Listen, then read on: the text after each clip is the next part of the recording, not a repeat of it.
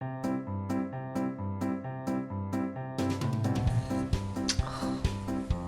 pas vrai, il y a encore une coupure de courant. Qu'est-ce qui se passe avec la musique? Ça fait depuis quelques jours que c'est comme ça. L'électricité va et vient. C'est comme ça apparemment dans tout Marseille.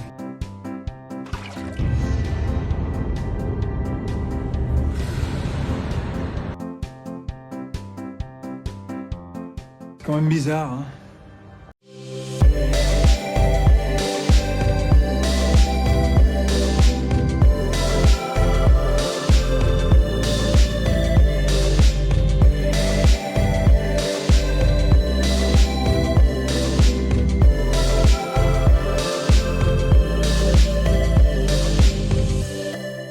Mistraliennes, Mistraliens, bienvenue sur la chaîne Mistral Mon Autre, Josh pour vous servir.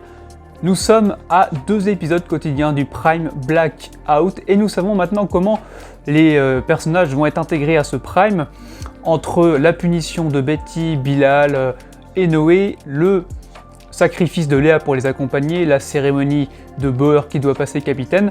Voilà, on va beaucoup revenir sur ces intrigues du quotidien qui vont nous amener progressivement à ce Prime et je n'oublie pas la grosse déprime de Luna. Oula. La seule intrigue qui ne concerne pas le Prime que je vais évoquer et qui se termine, c'est Abdel et Nisma qui ont poursuivi leur mission sauvetage, sauver Amina et lui permettre de retrouver sa mère Imen. Elle s'est échappée des radicalisés grâce à l'intervention d'Abdel et Nisma et donc elle a échappé à ce voyage en Syrie. Alors Abdel a beau avoir démontré qu'il avait une conscience fonctionnelle, j'ai du mal à comprendre les raisons de Nisma, les motivations qui font qu'elle a sacrifié, mis en danger sa vie pour une jeune inconnue. Le duo a donc fini par triompher en participant à l'arrestation des 2 Gugus qui représentaient le groupuscule salafiste, à savoir Ridwan et Mouafak. Voilà, ce dernier a traité Abdel de chien au commissariat quand il était interrogé par la police, alors qu'Ariane, elle, s'est amusée avec Ridwan en commençant à le toucher pour guetter sa réaction. Et bon, elle est insultée avec véhémence, je vous passe les expressions. Les retrouvailles d'Imen et Amina ont donc été interrompues par une Alison qui a figé le sourire de Nisma. Alors comme à son habitude, Alison s'est ramenée avec une gueule d'enterrement à peu près celle qu'elle avait lors de la cérémonie d'adieu consacrée à Abdel, et elle a demandé avec un brin d'agressivité « je dérange ?» Une scène qui ne trouve aucune suite puisque le lendemain, Alison on la retrouve au commissariat. Il s'en passe décidément des choses actuellement au comico, des fois on ne les voit pas pendant 2 mois et ensuite c'est un véritable défilé. En attendant, Alison elle attendait Abdel de pied ferme et c'est de pied ferme qu'ils ont rejoint la place du Mistral. Et là c'est une rupture nette et sans bavure. La sœur de Mila, oui je le rappelle car je ne sais pas si les 2 sœurs ont échangé la moindre scène en 2021, elle nous fait une Adriana Carambeu, elle se casse du Mistral.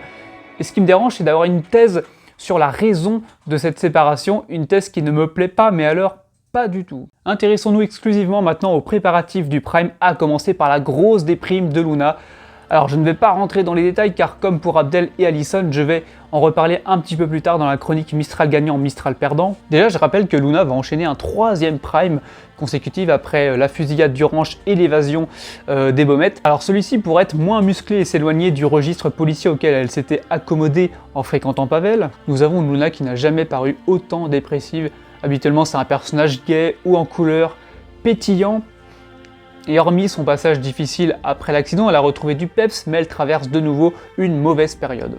Lassée de son travail, exaspérée par une mère moralisatrice, bien qu'elle se soit calmée un petit peu à ce sujet, Luna cherche un coup de fouet, une sorte de 2RS qui va booster son quotidien comme sur les voitures de F1, d'autant qu'elle apprend une terrible nouvelle, Sacha et Victoire partent pour Bordeaux. Alors clairement ce n'est pas le départ de Victoire, mais bien celui de Sacha qui la met en peine et elle s'imagine déjà avec une corde autour du cou. Mais Luna s'apprête véritablement à passer à l'acte en nous faisant une Claude François. Mal aimé, je suis le mal aimé. Alors sans étaler bien loin, si vous reprenez le pitch du Prime Blackout, vous vous doutez bien pourquoi elle va manquer son geste et pourquoi pas repartir sur de bonnes bases à l'occasion de cette soirée spéciale. Léa passe ses nerfs depuis plusieurs mois sur le père de sa future fille.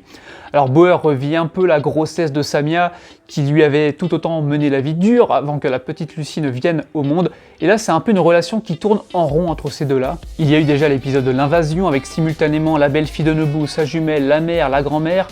Passé ce triste épisode, Bauer avait reçu de timides excuses, mais on est reparti là de plus belle. Léa lui reproche d'être trop absent et de se consacrer corps et âme à son travail. J'ai du mal à entendre et comprendre ses reproches. Léa elle-même est adjointe au maire, elle doit supporter une sacrée charge de travail, sa personnalité prouve qu'elle est dévouée aux autres, donc reprocher à Bauer de l'être à travers sa profession et de par ses liens affectifs avec Abdel me paraît malvenu de sa part. Et puis surtout elle se contredit quand elle annonce à JP qu'elle doit accompagner les 3 ados pour les TGI, donc c'est un petit peu faites ce que je dis, pas ce que je fais. J'espère que Bauer va regagner en virilité, en autorité, car il se laisse bien trop écraser par la jante féminine depuis trop longtemps, et ça ne colle pas du tout avec le personnage qui nous a été présenté. Déjà j'aimerais qu'il retrouve une titine, c'est la base de JP, de sa masculinité. Je ne pense pas que le faire passer capitaine va changer quoi que ce soit dans son rapport intime et son rapport de force qu'il peut avoir parfois avec Léa, mais en tout cas le voir succéder à Léo est pour moi dans la logique des choses. Cette cérémonie elle m'intrigue tout autant que de le voir prendre de nouvelles responsabilités. Blanche et Franck, ils font la morale à peu près à tout le quartier, sauf à leur fils Noé, et voilà le résultat. Alors, l'électricien qui a honte d'être français retrouve un petit peu de fierté nationale lorsqu'une juge livre un verdict assez clément à l'encontre de Noé, mais aussi de Bilal et de Betty. Léa s'est en effet battue pour qu'ils évitent une peine dans un centre spécialisé, et elle s'apprête à les accompagner pour suivre donc des travaux d'intérêt général. La petite musique Bon Esprit nous fait comprendre que nous, téléspectateurs, on doit se réjouir de cette nouvelle pour les adolescents, comme on devait se réjouir de voir Franck et tout son troupeau humilier publiquement Maynard, relégué au sanitaire. Mais j'y pense, voir Franck faire la morale à son fils alors qu'il vient de kidnapper et de déshabiller un employé de la mairie, ils en auraient été capables, mais bon. Voilà donc l'arc principal qui nous attend dans Blackout. Les 3 adolescents vont convaincre Léa de faire un petit tour dans un téléphérique pour se détendre tranquillement, mais la jumelle d'Emily s'apprête depuis tout là-haut à perdre les os. On voit donc tous le coup venir, Betty, insolente, inculte, grossière, vulgaire, va devenir fréquentable en aidant Léa à accoucher. Je sais pas s'ils vont lui inventer dans son parcours un stage hospitalier ou une grand-mère infirmière qui a suivi l'armée ou je ne sais quoi.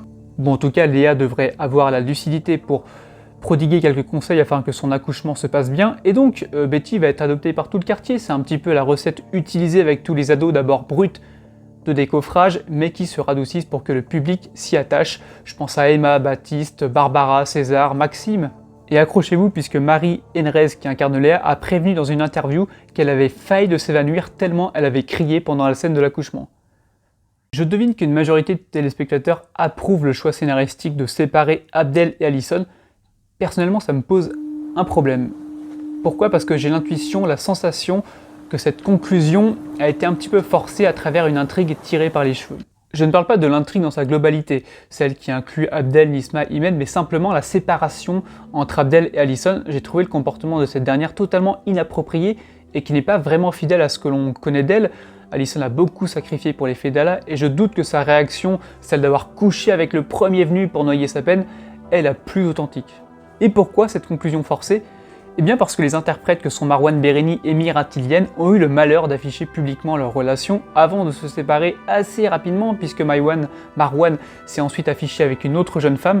Je pense, et ça n'engage que moi, que les acteurs n'étaient plus à l'aise à l'idée de s'afficher ensemble à l'écran, et on voit d'ailleurs que l'alchimie n'était pas vraiment au rendez-vous ces derniers temps. C'est toujours compliqué de gérer scénaristiquement un couple qui est devenu authentique dans la réalité. Le mieux est peut-être de rester discret parce que je suis persuadé qu'Allison aurait agi différemment et n'aurait pas été séparée d'Abdel si leurs interprètes n'avaient pas, sinon vécu, officialisé leur relation. Qu'est-ce que j'aime quand l'écriture est fluide, logique, réfléchie, pensée, anticipée. C'est l'impression que ça me donne avec le virage opéré par Luna ces dernières semaines. Certains pestent parce qu'elle est encore dans un prime, mais on ne peut pas dire qu'elle était très mise en valeur depuis sa séparation avec Pavel. Il y a quelques semaines, j'avais salué le rapprochement amical de Sacha et Luna, et heureusement ça n'a pas été plus loin car tous deux fonctionnent mieux ainsi plutôt qu'en couple. J'ignore si au moment d'écrire cette petite aventure commune partagée par Luna et Sacha, si les auteurs avaient prévu le départ de Sacha et la grosse déprime de Luna. Si tel est le cas, alors chapeau, c'est un véritable coup de maître parce qu'à travers leur expérience pour dénicher un tueur, on ressent beaucoup de compassion pour Luna et on comprend pourquoi cette perte amicale est un déchirement, elle qui s'emmerde tant dans sa vie privée. Je dis vie privée, mais elle s'emmerde tout autant au Célestin. Après avoir conféré à Luna des capacités hors normes et irritantes, je suis content qu'on réutilise ce personnage historique à des fins plus parlantes pour tout un chacun, au gré de beaucoup de téléspectateurs qui pourront se reconnaître dans cet angle, et c'est aussi pour moi la meilleure façon de préserver ces personnages présents depuis très longtemps, la meilleure antidote contre la lassitude et aussi un moyen d'empêcher de déconstruire la personnalité d'un tel ou un tel. comme on peut le déplorer pour d'autres. Allison par exemple. N'oubliez pas mardi soir à partir de 23h mon débrief du Prime Blackout sur cette chaîne avec un lien de mon interview que j'ai réalisé avec Kiel Bennett, un acteur plus vrai que nature, lui et Bilal ce sont les mêmes. C'était vraiment un moment très sympa pendant 20 minutes, j'espère que vous apprécierez le contenu. Sur ce, passez un bon week-end et un bon Prime à tous. Je vous remercie aussi pour la barre des 200 abonnés de sorte à faire grandir ce podcast qui est vôtre, mais surtout mistralement nôtre. Bye bye.